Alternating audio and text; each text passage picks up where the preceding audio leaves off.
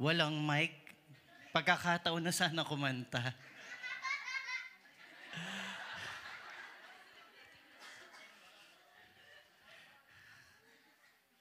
Pagkakataon na sana kumanta di ba?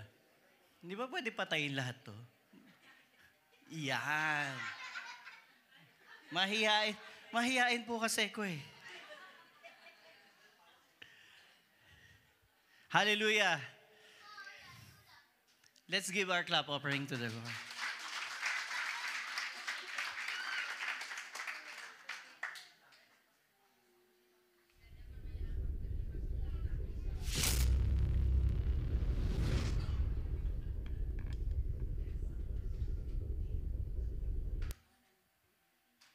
Amen. Hallelujah. In the beginning, the first declaration of God is, let there be light. And there was light.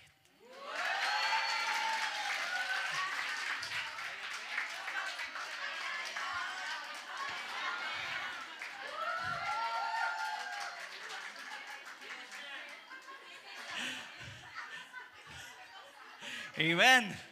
Hallelujah. So, kanina pa naman kayo gising Actually, pang gising sana yung kung sakaling mayroong kararating lang or natutulog pa. But, mga kapatid, last week, di ba, ang saya-saya natin? Amen? Pero medyo nabitin tayo ng konti. Tama?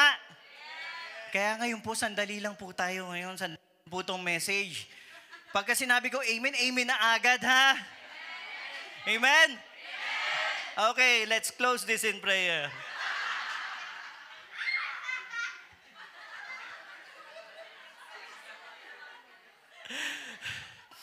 Hallelujah. And gusto ko i-request, dahil nga po maikli lang po yung ating message this afternoon. This morning. Si Kuya Chris pala yung tulog. Amen.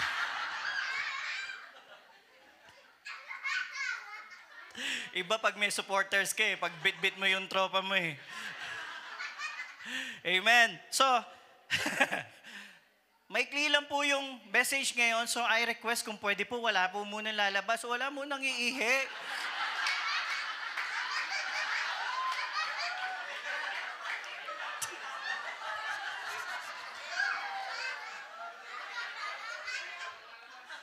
Amen.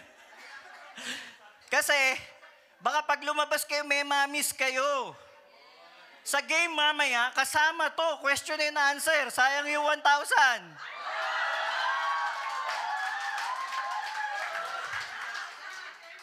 Kasali ba? Ako yata yung walang program. Asan ba yung program natin?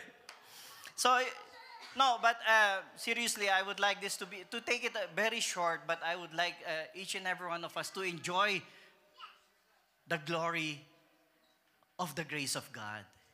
Amen? And we are celebrating Jesus Christ. You know, yesterday I was browsing the internet, in Facebook to be exact. Kunyari pa si Pastor, ayaw pang palatang naka-Facebook lagi. No? But I saw in Facebook, there is one video doon na sinabi, I am taking this opportunity to introduce someone who doesn't need introduction. Someone that if I will say all his name and you will list, it will be a very, very long list and we will not finish. And that is his introducing Jesus Christ. Jesus Christ, whatever you think, anything good, you will see Jesus Christ. Sabi ko nga nung, when I was preparing, it's a short message, so I was really thinking, Lord, give me your revelation. And then you know what revelation that I had only is one name. Just one. Jesus Christ. Because just knowing this name, you will have even thousands and thousands of words to say. Because siya po talaga yung ating star ng Pasko. Amen? Dito po sa Grace Life, wala pong ibang bida, kundi ang ating Panginoong Hesukristo lamang. Amen? And that makes each and every one of you bida. Kasi yung bida, kakampi po natin. Amen? And last week's message is really a blessing. Hanggang ngayon ba, meron pa rin, kumbaga sa kanta, may LSS eh. Sa inyo ba, ano ba yung tawag doon? PSS, preaching, LPS pala, last preaching syndrome, di ba? Ang grabe, di ba? Ibinalik tayo ni Pastor sa time travel. Iniintay ko nga lumabas yung DeLorean dito eh. Kasi si Pastor Cheese, ang ganda nung message na ibinigay niya sa atin. And really, you know why it is very beautiful? Because everything is Jesus Christ. The reason, yung mentor po namin, which is a bishop, he told us before that if you don't see Jesus Christ in the entire Bible, in the entire scriptures, it means we do not understand the Bible. But praise God dahil dito po lahat tayo naiintindihan natin, and everywhere we look, saan natin ibaling yung ating paningin, we see Jesus Christ, our star ng Pasko. Amen? If you will see the declaration, the prophecy of Jesus Christ, it was 3,000 before He came. Amen? Now when Jesus Christ went back to heaven, anong year ka na ngayon? Anong year na tayo ngayon? 2025 na. So, nasa last stage ng 3,000 years tayo. So, wala pong don't fade away. Don't fade on your faith. Never lose hope. Jesus is coming soon. Amen? But parang hindi kayo masaya. Ayaw nyo pa, no? Alam niyo sa buhay ng Kristiyano, pagka nakilala natin kasi, the reason, when you know that you're God, when you know how much God loves you, you will be excited to meet Him. Pero, hindi yung una-una. At least yung sinasabi na, we will be raptured and we will meet Him. But even, eto po yung talagang good news eh. A true believer, even in death, we never fear. Sabi nga ni David, diba, oh, death, where is your sting? Because Jesus Christ has conquered death for each and every one of us. Amen? So, yung video, okay ba yung video? Ang pinakita po dun sa video, if you will see the first command, even God, before creating everything, He commanded first light. He said, let there be light. Because we, all of us, needs the light. Without light, ano po? We live in darkness. Without light, we cannot do things. Kunyari sa amin, sa line of business ni Pastor Chris, subukan mong pagtrabahuhin yung mekaniko mo sa dilim. Malamang yung kotse, 6 speed pa atras.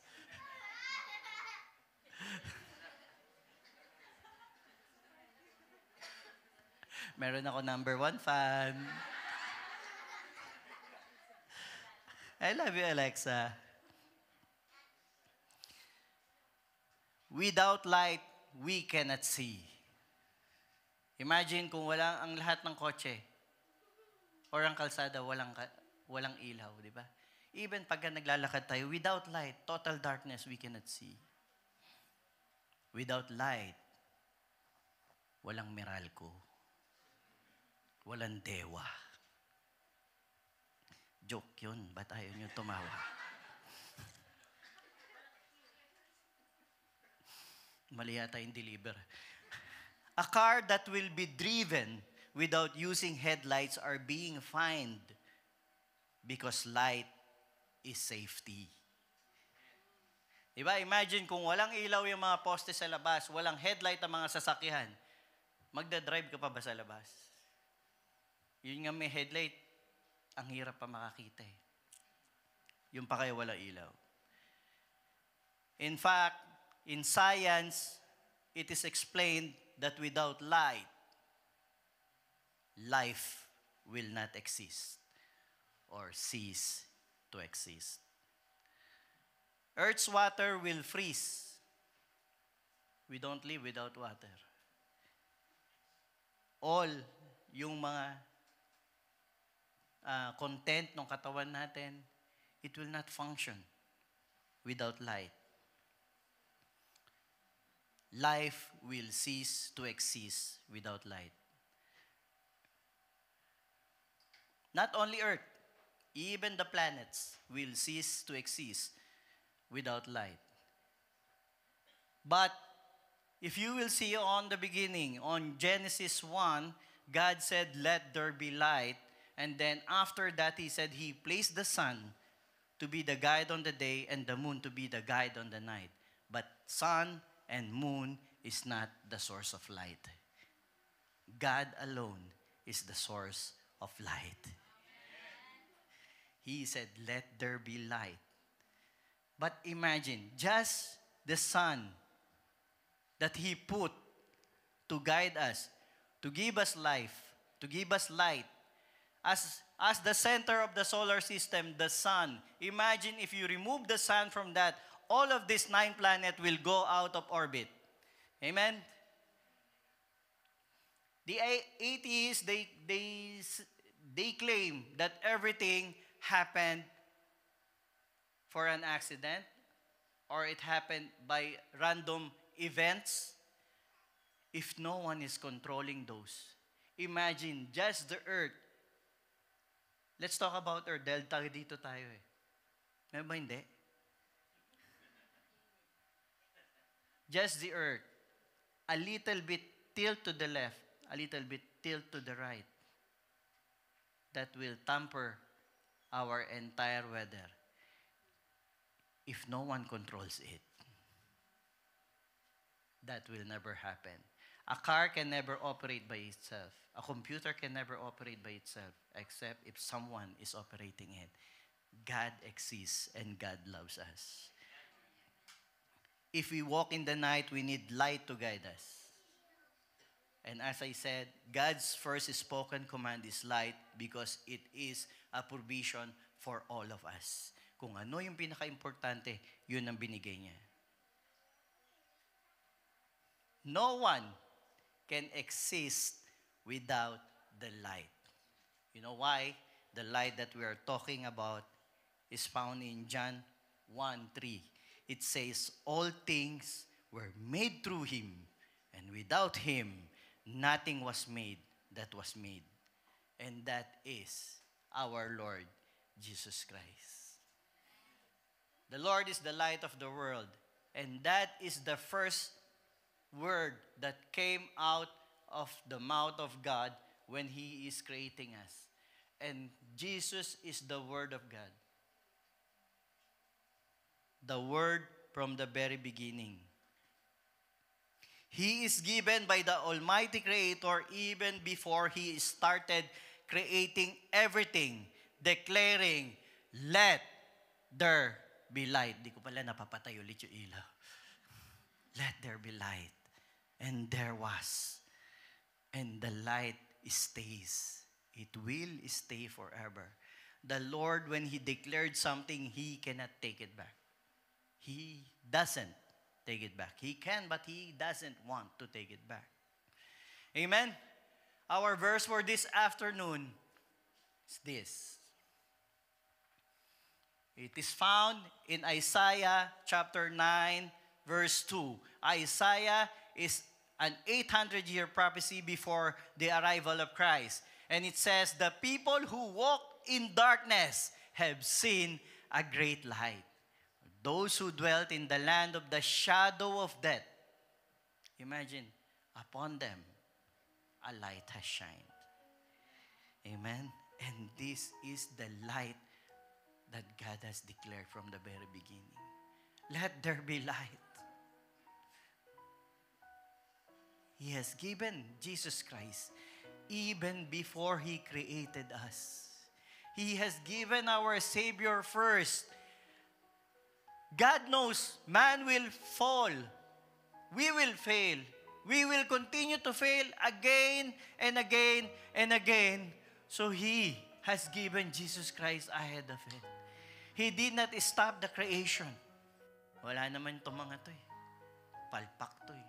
Papalpak lang. I love them. And I gave my Son ahead of them. to be their Savior.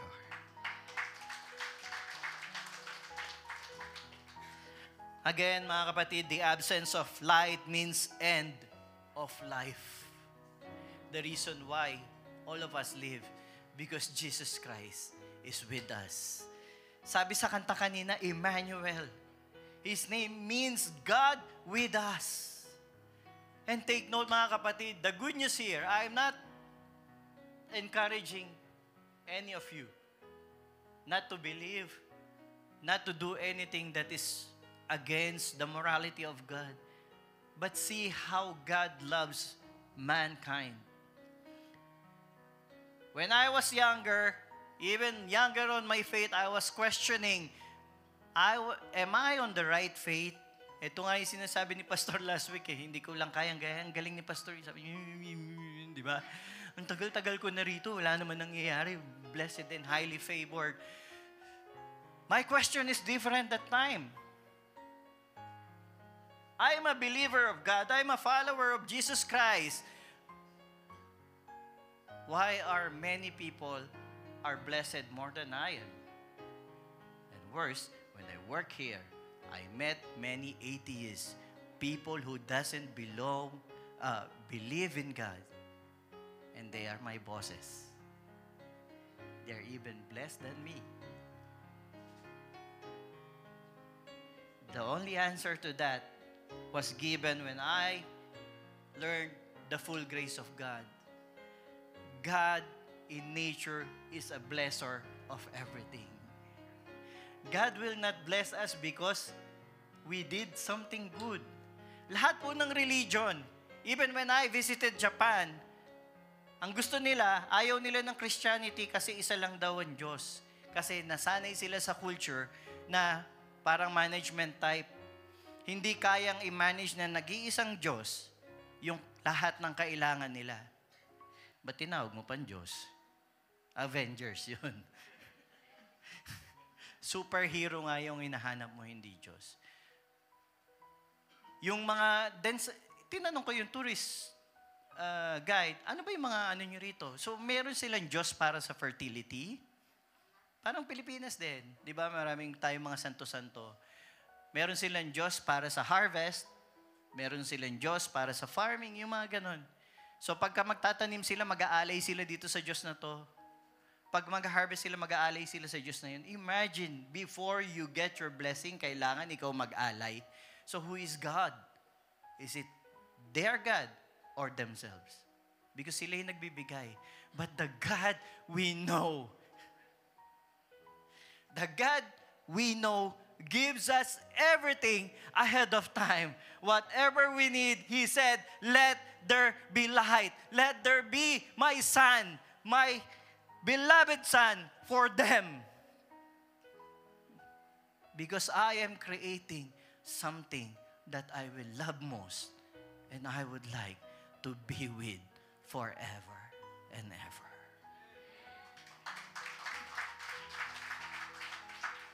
Anong sabi ni Pastor last week? The God who promised is faithful. Amen? Naalala pa natin, di ba? The God who promised is faithful. God can never take back what He already provided. This is the good news. He declared, let there be light. And the people saw light in the darkness. And that light is Jesus Christ. He will never take it back from you. Whatever you do, whatever failure you do, or even if you don't believe, He still exists besides you. But praise God, all of us here believe. And those who doesn't believe are the ones who's dwelling in the land of the shadow of death.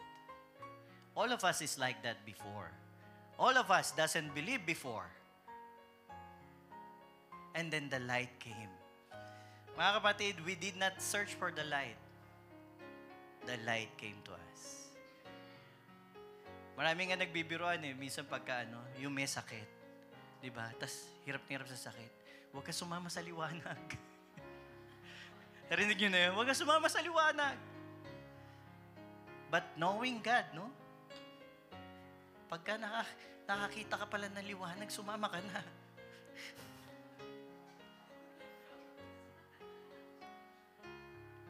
God can never take back what He provided because our God never changed.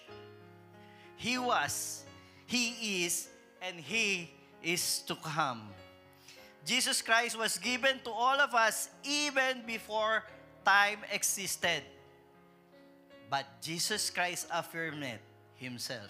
In John 8:12, He said that He is the light of the world, and He or she who follows me, Jesus Christ, shall not walk in darkness, but have the light of life. Mga kapatid, light gives life. And that light is in you. The Lord who is with us, the God who is with us, He will never leave you nor forsake you. That is His promise. That is His words.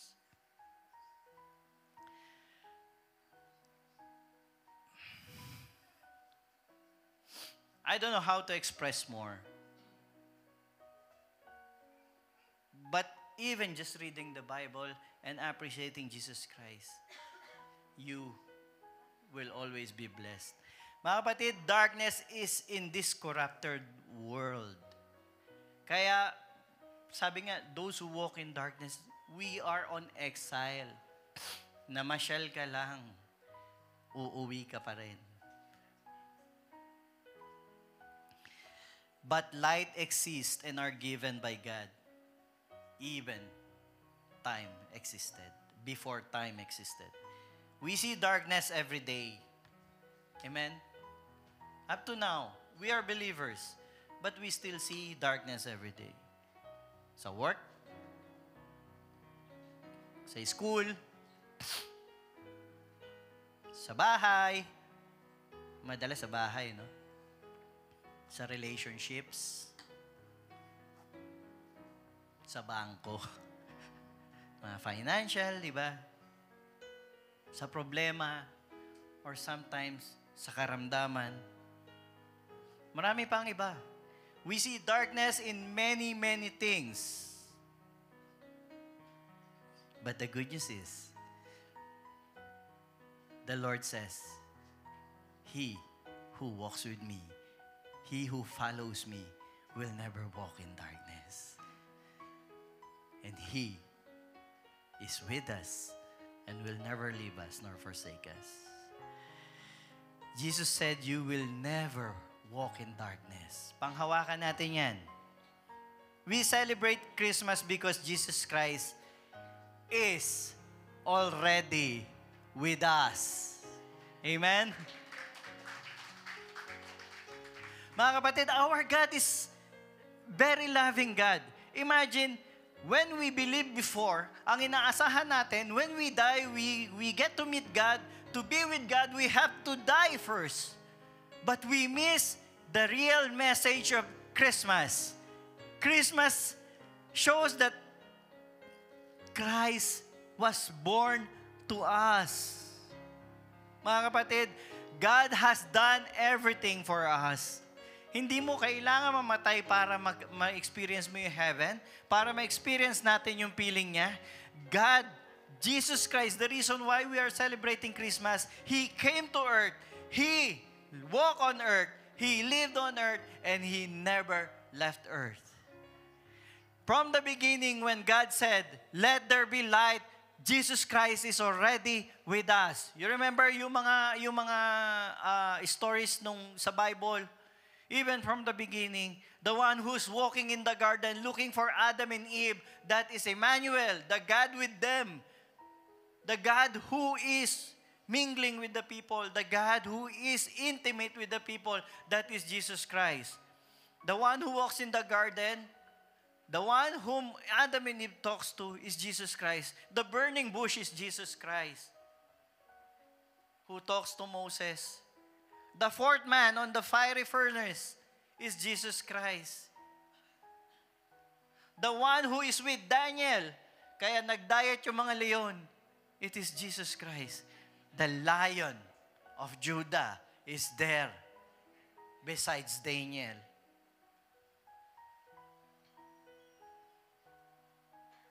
Even the stone on David's slingshot is Jesus Christ. That stone will not kill that giant warrior, that mighty warrior. It is the Lord who destroyed their enemies. Because He promised, you will never walk in darkness. Darkness can never overcome light. Even if we close all the lights here in the room, even if we close it, pag sinindihan ko to, isang maliit na ilaw lang, this can defeat that darkness. Because light can never be defeated by darkness, but light will always defeat darkness. Kaya yung mga darkness sa buhay nyo,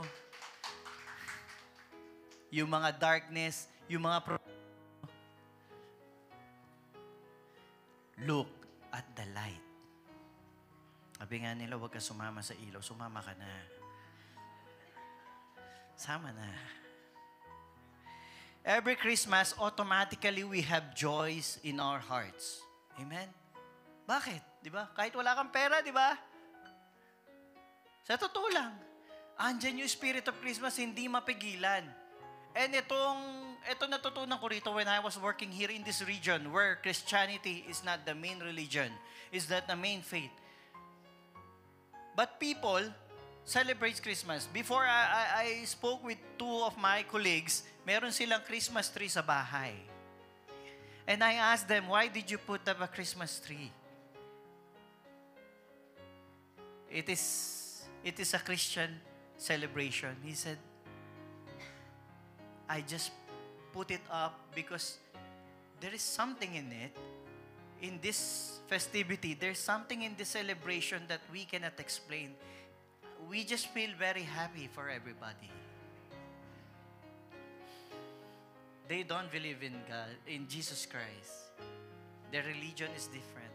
And to another, I asked, why are you celebrating? They said, there is something. There is happiness. The real reason is there is joy because the God who gave, He never takes back. And it says, for all people. Naalala nyo? You belong even before you believe. That is not for Grace Life. That is for our Lord Jesus Christ. Merong spirit ng forgiveness. Imagine pag Pasko, di ba meron kang forgiving spirit?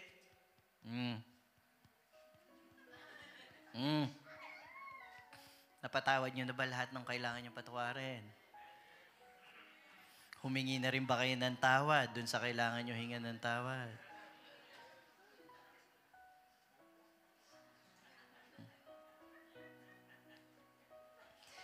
No, but really, sa akin dati si Pastor Chris, nagkaroon akong best friend, pero nag-away kami. Kasi nung dumating yung mga pulis, iniwan niya ako eh. Nilaglag ako. Ako lang lahat, sumalo lahat. Ako lang nakulong, ako lang yung nagbayad. Ang sama-sama na loob ko sa kanya. Never ko siyang pinansin. Hindi ko na siya pinapansin. One time, in-approach niya ako. Di sinaktan ko siya. Nagsakitan kami. Hindi ko siya mapatawad. But when December came, Christmas came, I am not a believer that time. I'm not active in church that time. Active ako kay San Miguel. And even sa lakas ng tama ni Ginebra San Miguel, when he approached me during Christmas time, there was something that holds me. That I just embraced the guy whom I hated most. That is because that is the Spirit of God during Christmas. Christmas is His forgiveness. Christmas is His peace for all of us. For all the people. Hindi natin kayang tanggihan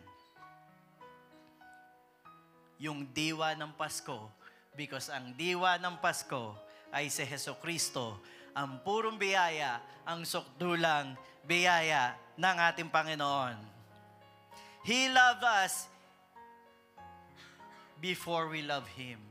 He loved us despite hindi natin siya mahal. He loved us instead naituring niya tayong kaaway. You are loved by God by any condition. The difference is, tayo mga believers, we enjoy more. All of us walk in darkness. The difference, pagka nakikristo ka, may flashlight ka na. May liwanag ka na. And ang kagandahan dito, yung liwanag nagniningning sa'yo. Nagniningning sa'yo. Because the light, darkness cannot cover light. And the light will always shine in darkness. The difference, mga kapatid, is Jesus Christ. And here, we'll end with this verse. Kaduktong po yan nung kanina. Unto us, a child is born. Unto us, a son is given.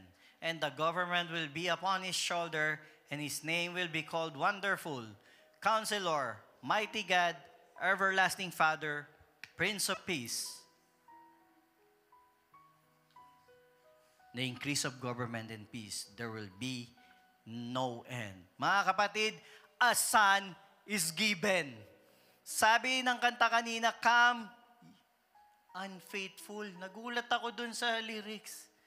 Di ba nasanay tayo, come, all ye faithful. Ito, come, unfaithful.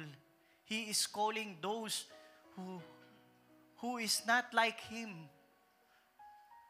Those who is outcast. Sabi niya, come, though you have nothing, sabi nung kanta. See what your God has done. So mga kapatid, ngayon po, ang gusto ko lang sa inyong iparating, express this Christmas, express this love to your loved ones, bring them to church, bring them to the full grace of God so that they know that the love of God is there. We just have to see what our God has done. Christ is born for us, for you and me. Amen? Sino po may mga anak dito? Yung anak mo, ibibigay mo kapalit ng isang tao?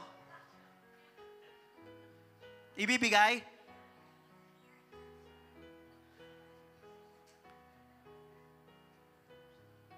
Nyari,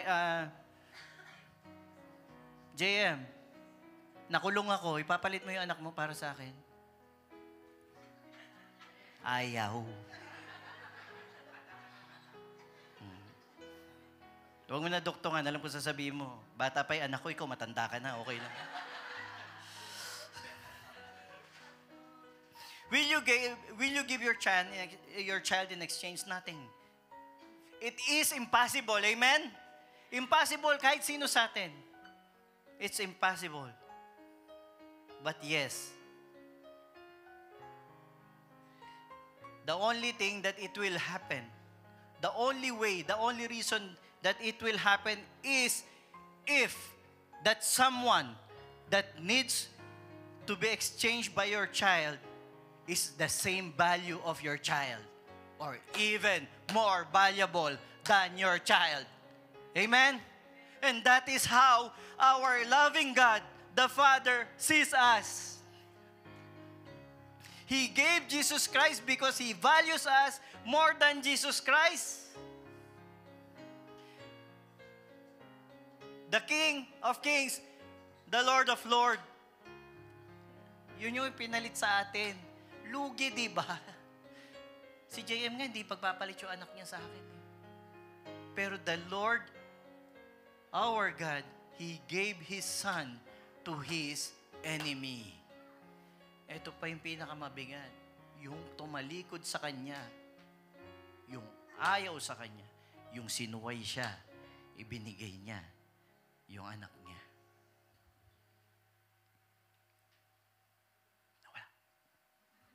Nawala pala. Ano yung napindot ko? Yan. Did you get it, church? The Father values us equally as Jesus Christ kaya niya naibigay. That is your value. That is the real story and the real message and reason of Christmas. Your value in God's eye is equivalent to His Son, that He chose to send His Son in exchange for you. And that, my friend, is the good news. Verse 7 here says, of the increase of His government and peace, and there will be no end. Mga kapatid, increase. His government and His peace will always increase and will never decrease. You have received that. And on your life, it will continue to multiply, increasing each and every one. Pataas ng pataas, pa-increase ng pa-increase, but never decrease. And that is the grace of God because His grace is greater than all. This Christmas, remind yourselves that you are valued by God. Whenever you fail, do not stray or run away, but run towards the Father in heaven. His arms are wide open, waiting for you. He is waiting for that chance. He is waiting for that. He wants you to be with Him. Our Father created us to be with Him, not to be in hell, but to be with Him, to be loved by Him, to be cherished by Him forever and ever. He wants us to run to Him when we fall and when we are in despair. He never wills. It's not His will to punish us when we fall, but instead, He wished that we run to Him. Look at what your God has done, sabi nung kanta kanina. I have done this because I love you. And sabi dyan, peace, there will be no end. I'm ending with this. The peace that doesn't end. Mga kapatid, that peace that doesn't end is what? God is not angry with us because Jesus Christ as the Prince of Peace has given the peace between God and mankind. Hindi tayo magkaaway, sabi ng ating Diyos. Magkapamilya tayo and you will always be my child, my beloved child, and I love you. He is with us. God is with us now. Emmanuel. Merry Christmas, everyone, and grace upon grace to all of you. Can we stand up and we end it with a short prayer? Lord, hallelujah. Embrace your family. Huwag mo nang hanapin yung talagang kapamilya mo. Lahat yan, family mo. Embrace your family. Lord, hallelujah. Thank you for this family. Thank you for these people. Thank you, Lord, because you have given Jesus Christ for all of us. Thank you that we will never, ever walk in darkness and we will be the light of the world, lalong-lalo na sa mga loved ones namin. Maraming salamat, Ama. We give you back everything. All glory belongs to you. In the name of Jesus, our Lord. Amen.